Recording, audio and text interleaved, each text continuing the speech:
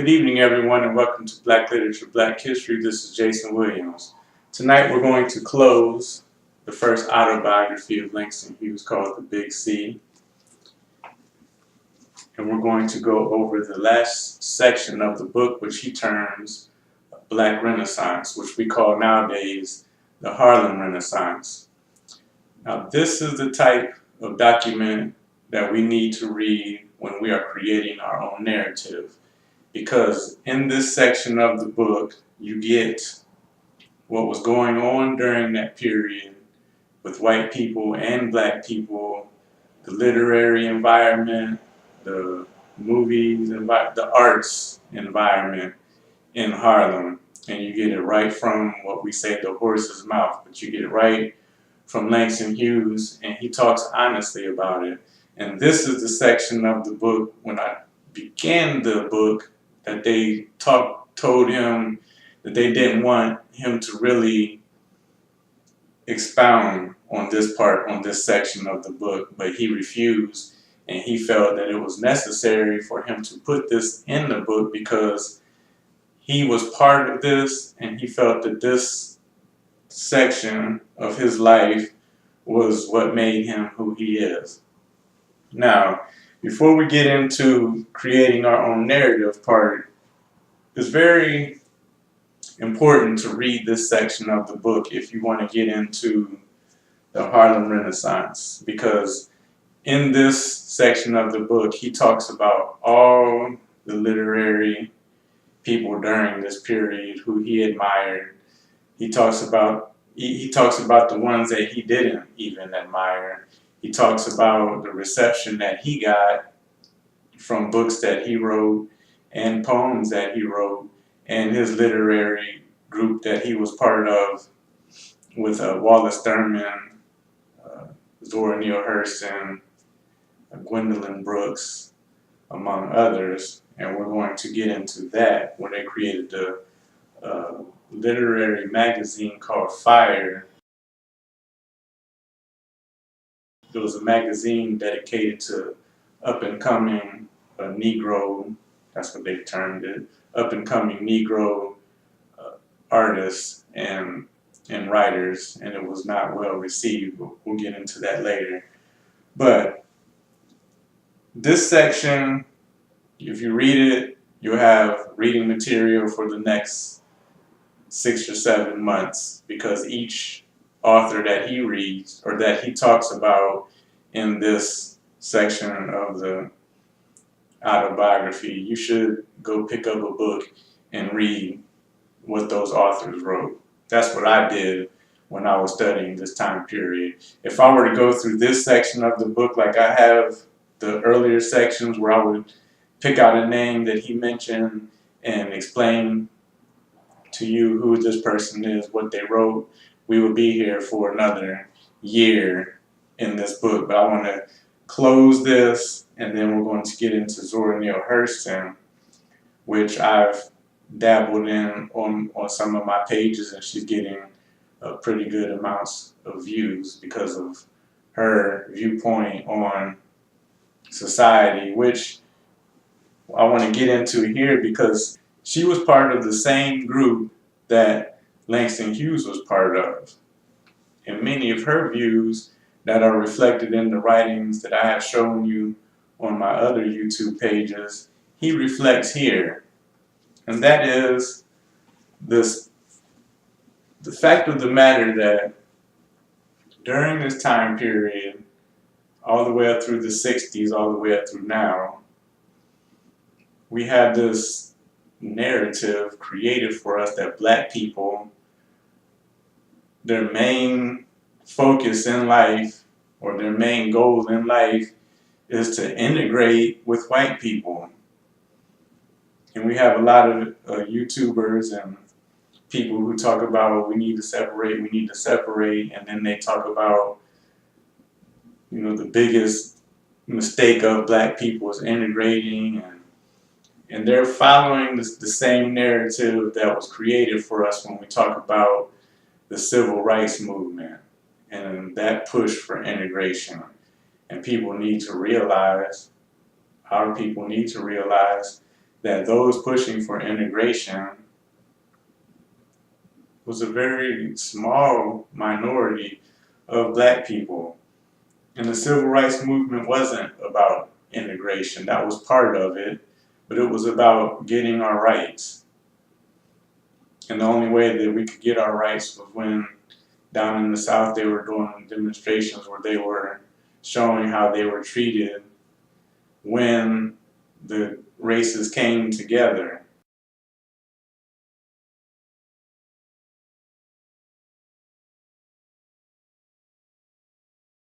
So it wasn't all about we just want to integrate and we don't want any rights, we just want to be together with you.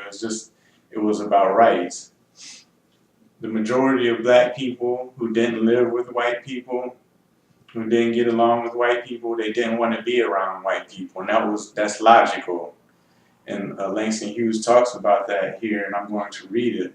So this is what creating our own narrative is. So if we want to have arguments, we're arguing about something that actually happened and not on some fictional narrative that was created for us because we don't take enough time and effort to actually look into what was happening during these time periods. So I'm going to read a couple pages to you about Langston Hughes's view, which is the view of the majority of what he calls ordinary Negroes, because he didn't like to always live in that high society, highfalutin, high Negro intellectual world. When he had jobs in that world, he didn't like it. When he lived in that society, he didn't like it. He liked to be around what he termed ordinary Negroes, which are ordinary black folks. And in this section of the book, the term proletarian comes up,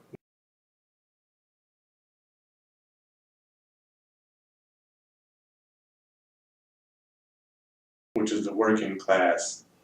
And his poems, his books, which we read one of them, The Ways of White Folks, that was about the proletariat, the working class. And in this section of the book, if you read it, and when you read it, he talks about his benefactor, or his patron, that was paying all of his bills and paying his way, like we saw in the story, The Blues I'm Playing, Osceola Jones. And in that book, the patron, she was paying for all of her, all of Osceola Jones's training and everything, and then Osceola Jones maintained her blackness, which that benefactors didn't like. However, in Langston Hughes' real life, he was cut off from his patron because he wasn't black enough for her. He wasn't primitive enough for her, so she cut off his funds. And he talks about that. I may read that section. Yeah, I'm going to go ahead and read that section when we before we close. So to get into this, okay. Yeah, like I said, during this time period, this is the 1920s what we learned about the 1920s is about parties, dance crazes, music, and it seems like everything was happy-go-lucky. He returned from Paris, France, where I didn't talk about it that much, but while he was in Paris, France, he was going to the jazz clubs. He was listening to jazz players, and he talked about Josephine Baker, Bricktop, and all of the jazz professionals and blues players who were actually traveling to France to play and live. I didn't go too much into that, but that was happening during this time period. Paris, France, and Harlem, New York were the two capitals of the world during the 1920s for artists. That's for music artists, for literary artists, and painting artists. So I'm going to read to you what the ordinary Negro, the ordinary black person, was going through during this time period, and this is where we create our own narrative. White people began to come to Harlem in droves. For several years, they packed the expensive Cotton Club on Lenox Avenue. But I was never there because the Cotton Club was a Jim Crow club for gangsters and moneyed whites. They were not cordial to Negro patronage unless you were a celebrity like Bojangles. So Harlem Negroes did not like the Cotton Club and never appreciated its Jim Crow policy in the very heart of their dark community. Nor did ordinary Negroes like the growing influx of the whites toward Harlem after sundown, flooding the little cabarets and bars where formerly only colored people laughed and sang, and where now the strangers were given the best ringside tables to sit and stare at the Negro customers like amusing animals in a zoo.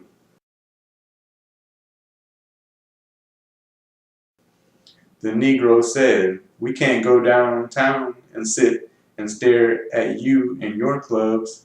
You won't even let us in your clubs." But they didn't say it out loud, for Negroes are practically never rude to white people.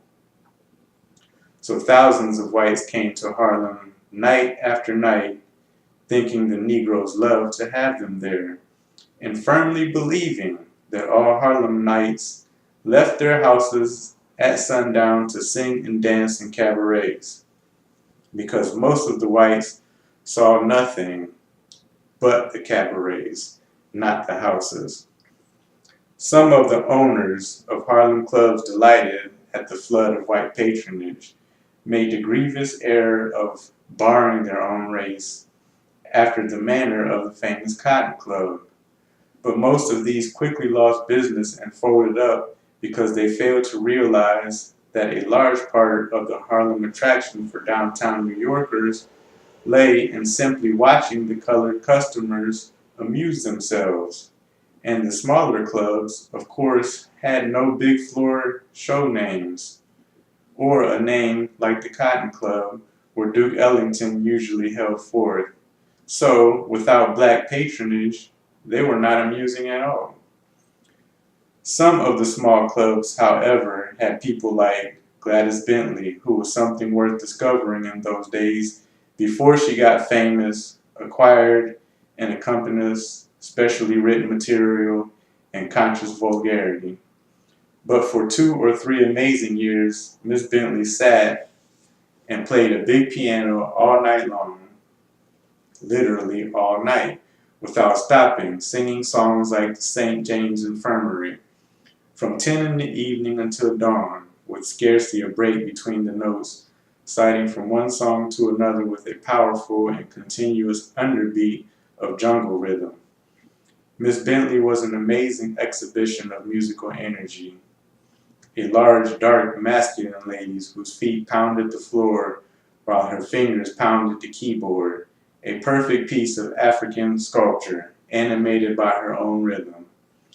But when the place where she played became too well known, she began to sing with an accompanist, became a star, moved to a larger place, then downtown, and is now in Hollywood. The old magic of the woman and the piano and the night and the rhythm being one is gone. But everything goes one way or another. The 20s are gone, and lots of fine things in Harlem nightlife have disappeared like snow in the sun since it became utterly commercial, planned for the downtown tourist trade, and therefore dull. The Lindy Hoppers at the Savoy began to practice acrobatic routines and do absurd things for the entertainment of the whites that probably never would have entered their heads to attempt merely for their own effortless amusement. Some of the Lindy Hoppers had cards printed on with their names on them and became dance professors teaching the tourists. The Harlem Nights became show nights for the Nordics. Some critics say that that is what happened to certain Negro writers too, that they ceased to amuse themselves and began to write to amuse and entertain the white people. And in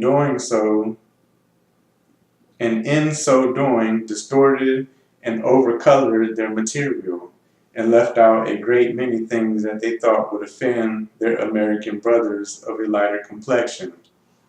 Maybe, since Negroes have writer racketeers, as has any other race, but I have known almost all of them, and most of the good ones have tried to be honest, write honestly, and express their world as they saw it.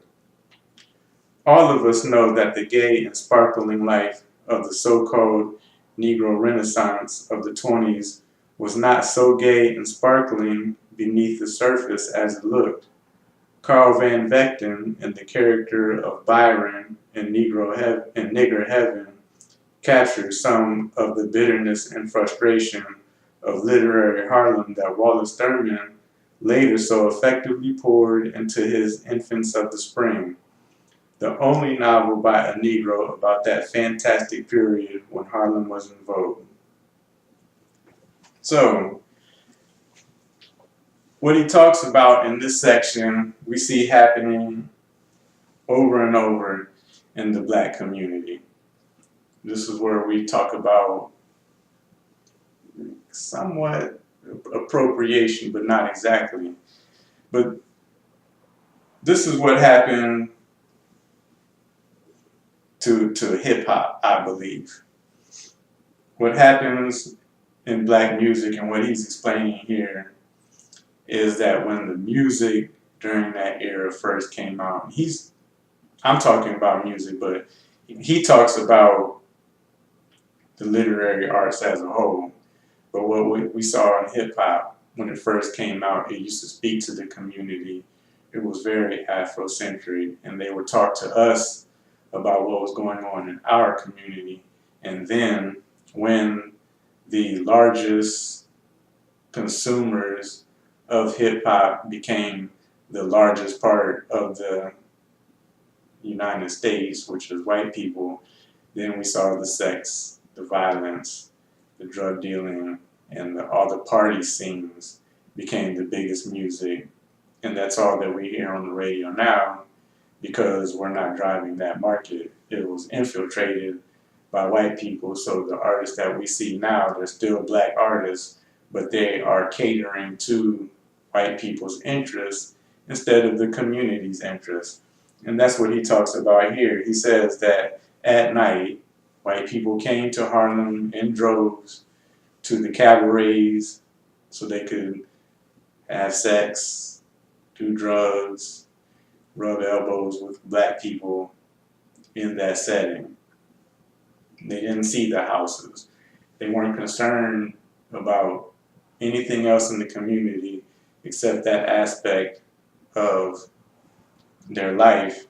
And he said that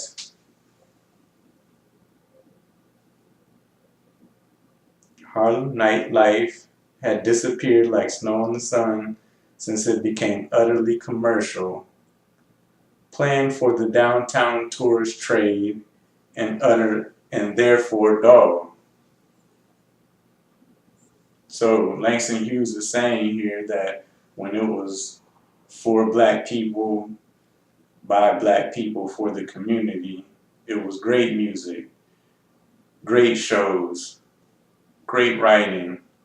And then when they changed up to cater to white people, it became dull. And he also said that the white people came to Harlem just to see black people. He said some of the clubs closed down because they started to enact the Jim Crow laws and bar their own from the club just to let white people in, and then the white people were coming there, and then they noticed it was only white people, and what they came there to see, just to stare at black people like a zoo, what he said here, they weren't being entertained, so they stopped going to those clubs, and those clubs closed. So this is creating our own narrative. Langston Hughes is telling us right here that black people weren't all trying to integrate with white people. And he further talks about that. You know, that's what, what I like about this also is he says that the gay and sparkling life of the so-called Negro Renaissance of the 20s was not so gay and sparkling beneath the surface as it looked. That's what we need to know about, and that's what he was writing about in his book, The Ways of White Folks, when he talked about Roy Williams getting sick and what he was going through. So Langston Hughes is here to let people know, like, yes, there was all these parties, and he talks about a lot of parties in this section of the book, because he was in his 20s, he had all of his energy, and he was going to all these parties, and he drops name after name after name. He goes into depth about some of the peoples, like Aaliyah Walker. He talks about her parties. He talks about Carl Van Vechten's parties. And we need to know that Carl Van Vechten is actually a white man. And he gives him props for his character Byron in Nigger Heaven. And then there's actually a chapter or section dedicated to Carl Van Vechten in this book about the reception of Nigger Heaven, which we're going to read about that. But it was Carl Van Vechten is an example of one white person who was honestly in that community, living in that community, and throwing parties in that community. And in his book, Nigger Heaven, which you need to find out and look up what Nigger Heaven is. Nigger Heaven was a section in theaters where black people used to have to sit when they were segregated from white people. So he looked at Harlem as a section of America set aside where black people could come together and create art, which was separate from the rest of America. So, and then Langston Hughes goes into the reasons why the book is called Nigger Heaven and the reception, the negative reception that it got from black people who didn't even read the book, which a lot of us do. A lot of black people just look at the title and then want to comment and give their thoughts without actually having read or listened to the material. So, here's another, page 228, which is the next page. Langston Hughes talks again about the ordinary black person. I don't know what made any Negroes think that, except that they were mostly intellectuals doing the thinking. The ordinary Negroes hadn't heard of the Negro Renaissance, and if they had, it hadn't raised their wages any. For all those white folks in the speakeasies and nightclubs of Harlem, well, maybe a colored man could find some place to have a drink that the tourists hadn't yet discovered. Then it was house rent parties began to flourish, and not always to raise the rent either, but as often as not to have a get-together of one's own where you could do the black bottom with no stranger behind you trying to do it too. Non-theatrical, non-intellectual Harlem was an unwilling victim of its own vogue. It didn't like to be stared at by white folks. But perhaps the downtowners never knew this, for the cabaret owners, the entertainers, and the speakeasy proprietors treated them fine as long as they paid. So Langston Hughes is just very honest, and if you read this section of the book, you'll notice that he'll talk about the nice life, but he'll always jump back to what the ordinary black person was going through, and that's the jewel of this autobiography. Now, he used to run with the literary crew called by Wallace Thurman, the Niggerati, which was a literary group, and in this group there was a woman named Zora Neale Hurston. and we were going to get into her in my next few videos. But I'm going to read to you what Langston Hughes thought about Zora Neale Hurston.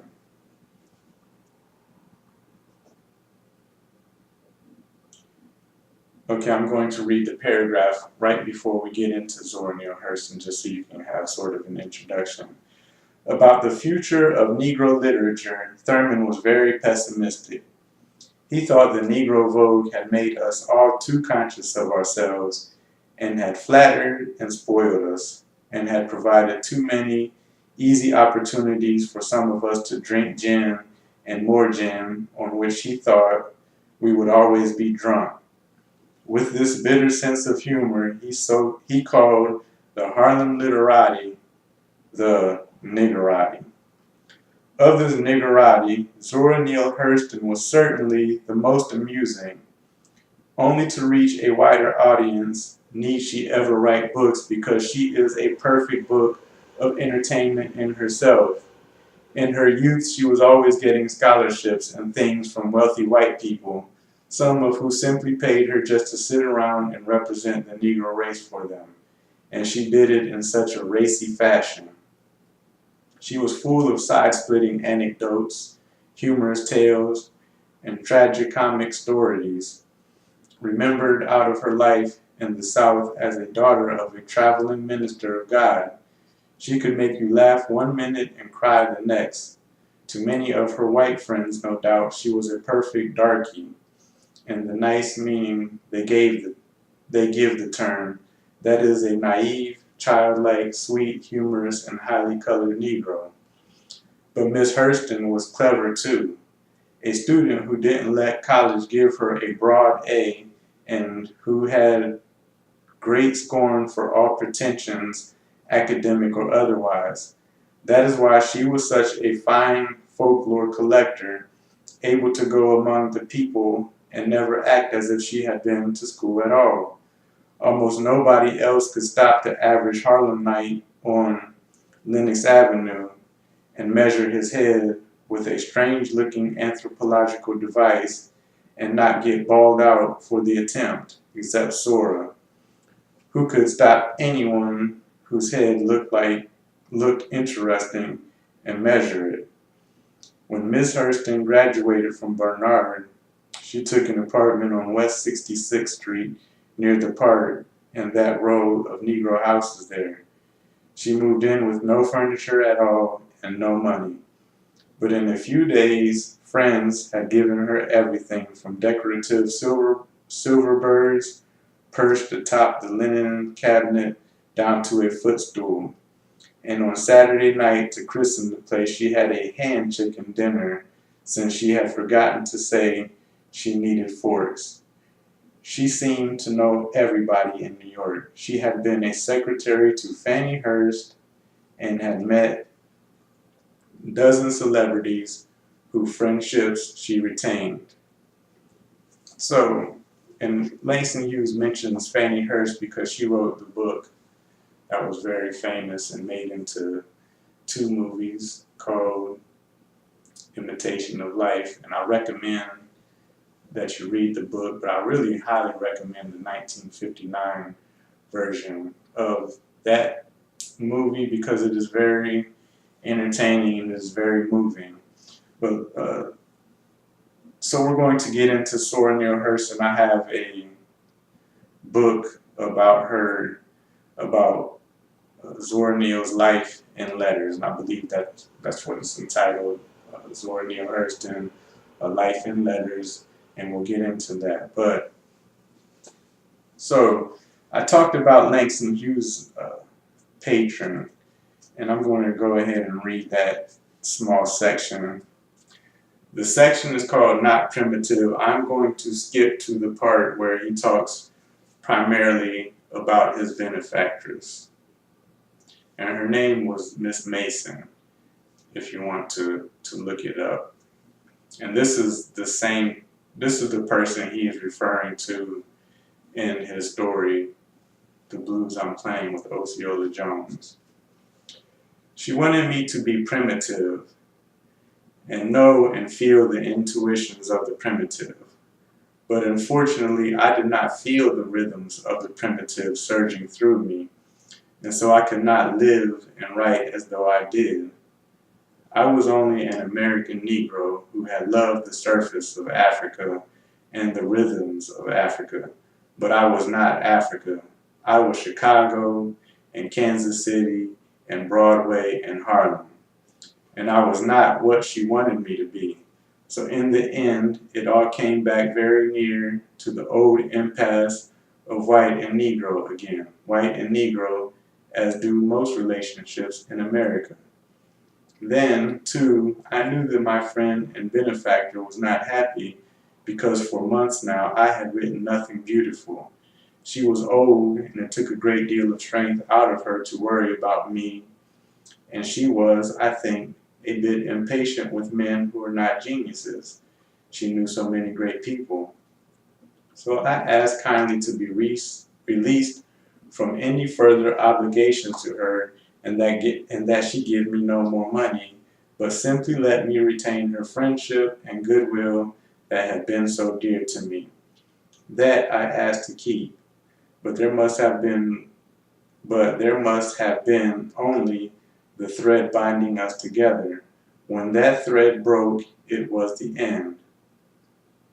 I cannot write here about that last half hour in the big, bright drawing room high above Park Avenue one morning, because when I think about it, even now, something happens in the pit of my stomach that makes me ill. So he talks about, how he felt bad breaking ties with her, but that just also goes to show that while he was under somebody's patronage, while he was just getting money to live his life, he didn't feel comfortable. He wasn't being creative. He wasn't, like Langston Hughes says throughout this autobiography, that he thrives through struggle. He likes to work with his hands. He writes his best material when he's sad or when he's going through hard times. So when he had someone just paying for him, for one, he didn't feel comfortable, which he said there, and then he had to be released from her patronage. He didn't want any more money. He just wanted to continue to be friends with her, which is the type of person that he is.